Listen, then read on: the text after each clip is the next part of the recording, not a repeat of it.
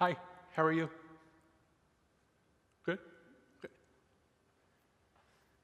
Good morning, sir. How are you? I'm great. How are you? I'm good. How are you? Good. How are you this morning, Kim? Good. Hi, Rosha. How are you? Good. Happy birthday, John.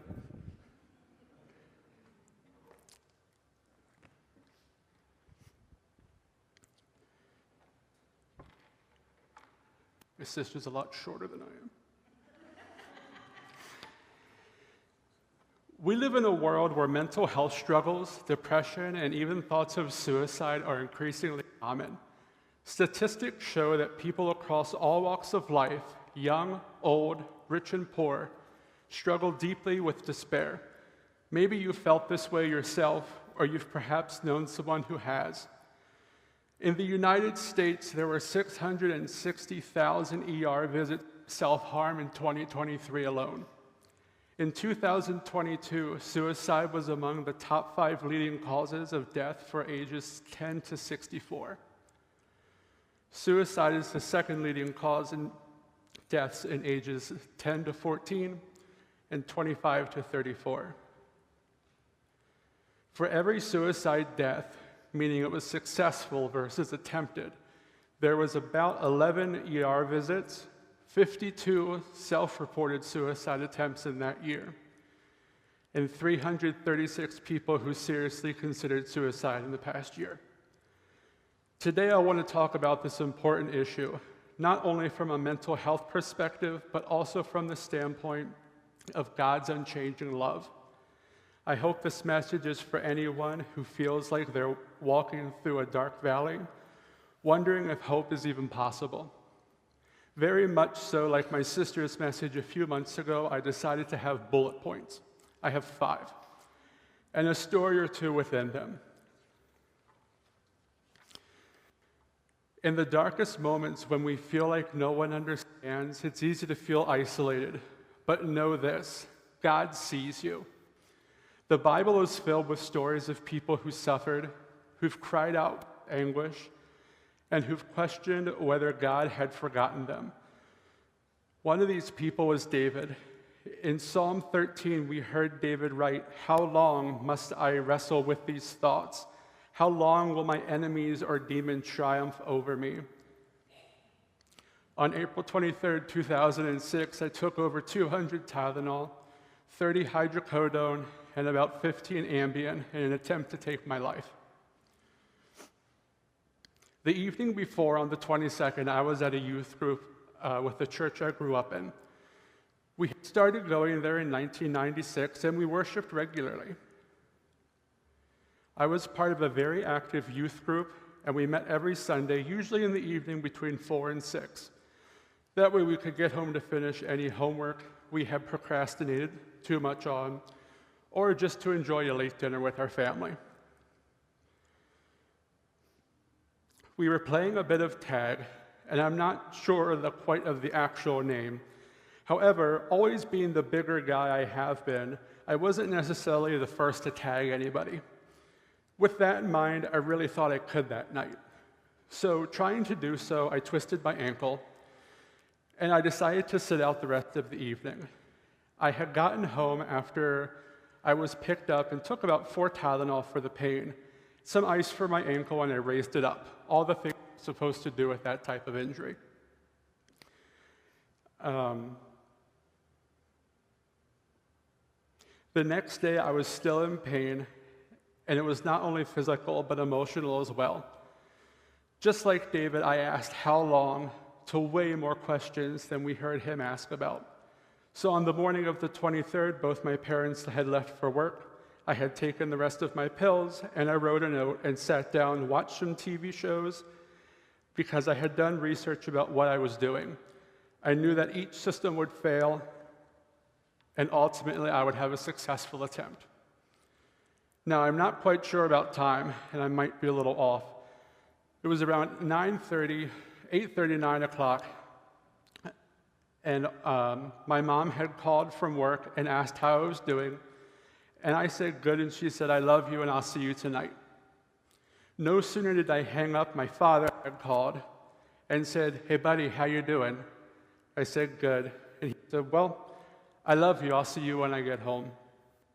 And again, no sooner did I hang up the phone, my sister called. Keep in mind, my sister and I may be 8 years apart, but we've always been pretty close. She was out to a boyfriend's house visiting him, and she said she was going to call and check on me. And that she wanted to have a sibling or brother-sister day when she got home, and that she loves me. Granted, because siblings don't say that stuff to each other. It's kind of gross. But that was kind of the reality hit. Fast forward a little bit more. I had called Poison Control and pretended that I was one of my friends and told them what my friend had done. All they said was call 911. I pretty much hung up the phone, called 911, told them what I did, and I waited for the ambulance to come.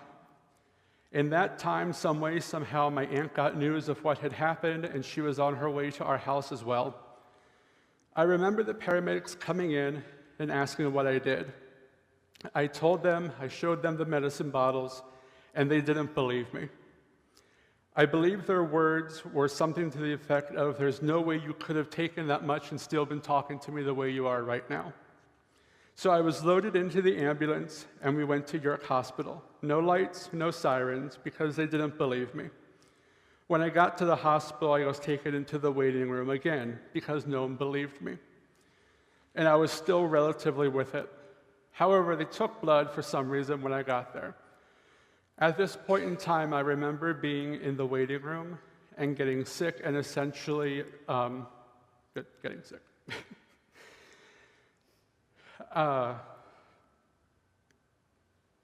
So what looked to be about a team of 20 people came, asked my name, I said it, and I was rushed back to a room. Now, this is the part of the story that I really don't remember because by this time I wasn't really with it. But what I've been told is I have quite a few IVs going with all types of fluid. And my family have been told that I'd be lucky if I'd make it through the night. My liver enzymes normally are in the single digits for most people. Mine registered at just over 1,000. I was moved up to ICU, and they essentially just watched and kept the right medicines flowing. Again, from hearing other people's testimony and from the pain, from what I understand, I coded twice while I was inpatient. I remember having a doctor come in. He called himself Dr. T, and his name was something like Turko or Turkovitz or something like that, and we ended up calling him Dr. Gobble. I had no family in the room when he came to see me, and he looked me straight in the eye, and he said, nothing medically about this makes sense. You should be dead. When my family had come back, my sister recalls seeing an imprint beside me, knowing that I had an angel with me at that point in time that was watching over me and making sure I was given the second chance. After being in ICU for 5 days, I was moved to the pediatric unit of the hospital, and then I was transferred to Shepherd Pratt in Timonium, Maryland. Quite honestly, one of the best inpatient programs I've ever been a part of, or heard of for that matter. They really have their stuff together down there. Within the past few years of fostering, if I ever had a kid that went into crisis or knew someone else's kid that went into crisis, I always mentioned Shepherd Pratt because I knew they were going to get the care that they deserved. Fast forward to September of '06. Our church did a blessing of the backpacks, kind of like what we did here. And I was asked to speak at that service. Most people had no clue. The decision in my family was to say that I had an allergic reaction to medicine. So to everyone's surprise, once I got up and started on April 23rd, 2006, I attempted to end my life. There were no dry eyes in the sanctuary, and I got a lot of, I had no clue, you seem so happy. When you're hurting, God is not far away. He's not standing at a distance, He's near. God doesn't turn His back on you when you're suffering. He draws closer. He's with you in the pain, and He wants you to know your suffering is not invisible to Him. Jesus told us plainly in John 10:10, "The thief comes only to steal and kill and destroy. I have come that they may have life and with it to the full." There's a real enemy who wants to fill your mind with lies, despair, and hopelessness. He whispers things like, "You're not worth it, nobody cares, and there's no way out." But those are lies. In the past 5 years, I have been diagnosed with BPD, also known as borderline personality disorder. The best way for me to explain it to you is if you think of the movie Inside Out, how you have angry, sad, jealous, anxiety now, and more or less a community bed. And all of them were my voices, but it was 5 or so that just talked over and over and over again. So every morning we would have a board meeting in my head and talk about what we were going to do that day and our goals and stuff like that. See, I went off task and now I lost my spot. Around 40% of people with BPD are estimated to die by suicide.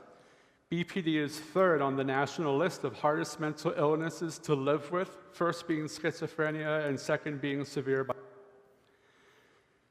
People with BPD have a reduced life expectancy of about 20 years compared to the national average. Jesus came to bring life, full, abundant life, and even in the midst of struggles, he doesn't promise a life free from pain, but he does promise a life filled with purpose. I was given that opportunity more than once. Since 2006, I have attempted around 6 more times, with only 2 of those being reported and me hospitalized. Your life matters to God. Your existence is no accident. There is something that only you can do, some way that only you can reflect God's glory on this earth. If you're struggling with thoughts of suicide or deep depression, know that those thoughts do not come from God. God is the giver of life, not the taker. He loves you and he's created you for a purpose. One of the most common barriers of seeking help is shame. People feel like if they're struggling, especially Christians, they should just pray more or have more faith. But the truth is God works through people, through counselors, doctors, friends, and pastors. Even with the great prophets, the Bible needed help. Elijah, after an intense spiritual battle, sat down under a tree and prayed to die. He was exhausted, burned out, and felt utterly alone. But what did God do? He sent an angel to minister to him, to feed him, and to encourage him to keep going. God didn't condemn Elijah for his weariness. He sent help. I would attend youth gatherings through ELCA, and every January we would have it was called a quake. So it was 6th, 7th, and 8th graders. About 1,000 to 1,500 of us would gather at the Hilton Harrisburg Hotel every year, and we would praise God for the whole weekend. I was usually a participant, and then I became a leader, and then I was asked to be a keynote speaker one year and do what I'm doing right now, just not sweating quite as much. When you're the keynote speaker, you're able to go to lunches and dinners with people. Groups can ask you to hang out with them at night, and you can share more of your story that you don't get the opportunity to share in front of everybody. I was asked by a group of kids to come to lunch with them, and there was this kid sitting by himself. He would look at me and wouldn't say anything. And I thought, you know what? It's okay. So then another group of kids asked me, happened to be from the same church, same little dude sitting over there looking at me, wouldn't say anything to me at all. That Sunday, I had finished up my talk and everything, and I was saying goodbye to everybody. I saw the kid in the back, and he was walking toward me, and I was like, ha-ha, I got him. And he took this out of his pocket and handed it to me and said, I had plans to go home and kill myself. You saved me. So this is his shotgun shell that he was going to use, and I carry it with me, or I have it with me in some way, shape, or form. One of the devil's greatest tricks is to convince us that we're alone in our suffering. He tells us that no one will understand and we're too broken or too far gone. That's a lie. The truth is many people, including people of faith, struggle with mental health. It's not a sign of weak faith. In fact, the Apostle Paul wrote about his own struggles in 2 Corinthians 12. He talks about a thorn in his flesh, something that tormented him, and how he begged God to take it away. But God's response to Paul was, "My grace is sufficient for you, for my power is made perfect in weakness." Paul didn't hide his weakness. Instead, he bragged about it because he knew God's power was working in him, even in his most vulnerable moments. When we acknowledge our struggle, we give God the space to show his strength. Finally, I want to remind you the promise found in Philippians 4. Do not be anxious about anything, but in every situation, by prayer and petition, with thanksgiving, present your requests to God, and the peace of God, which exceeds all understanding, will guard your hearts and your minds in Christ Jesus. Even in 1 Peter 5:7 says, "Cast all your anxiety on him because he cares for you." God promises peace, his peace when we bring our anxieties to him. This doesn't mean that everything will suddenly be easy or that your struggles will disappear overnight. But it does mean that if you lean on God, his peace will guard your heart and your mind. If you're in a dark place right now, I want you to know that there is hope. You're not alone. God sees you. He loves you, and he has a purpose for your life. The pain you feel today is not the end of your story. There are people ready to help. There is a God who is ready to carry you through this valley. Jesus came so that you may have life and life to the fullest. Do not let the darkness steal your hope. Cling to the promises of God's love and let him lead you into his light. Thank you.